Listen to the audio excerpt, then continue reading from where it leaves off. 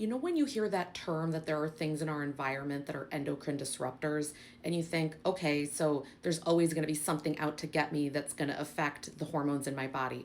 Today, I learned about one that relates to our metabolism. I locked in and I got a whole lot more interested. I'm going to take you down a little bit of a medical nerd rabbit hole, but it's going to come full circle, so stick with me. Okay, so we have a hormone in our body called adiponectin.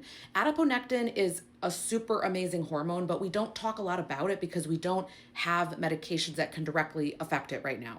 Adiponectin is so amazing because it has a lot of different functions. One of them being that it decreases cardiovascular risk because it's helping with the endothelial lining, meaning the lining of your blood vessel.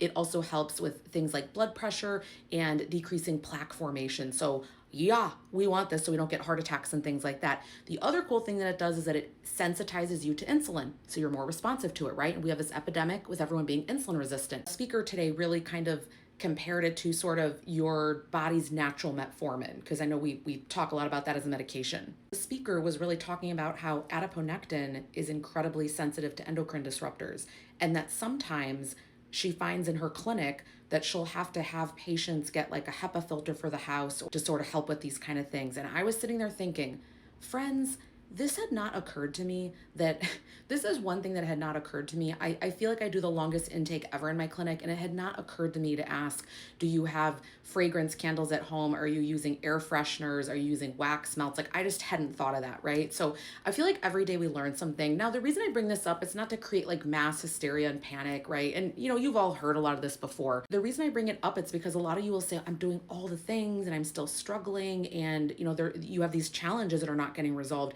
And the reality is, like, this is how complex it is. That yes, we live in a nice, amazing, a modern world where we have different scents and all these things going on, but you could be someone where it's actually really affecting you negatively. So I bring this up just to show you how complex everything is. Maybe you give some thought to it if you're someone that might be affected by this. I know for me, it was a sad day when I decided that I wasn't going to always have super fragrant candles around, because I actually really used to love that. And so now I'm just a beeswax girl. Like, literally, they have beeswax candles. They actually smell amazing.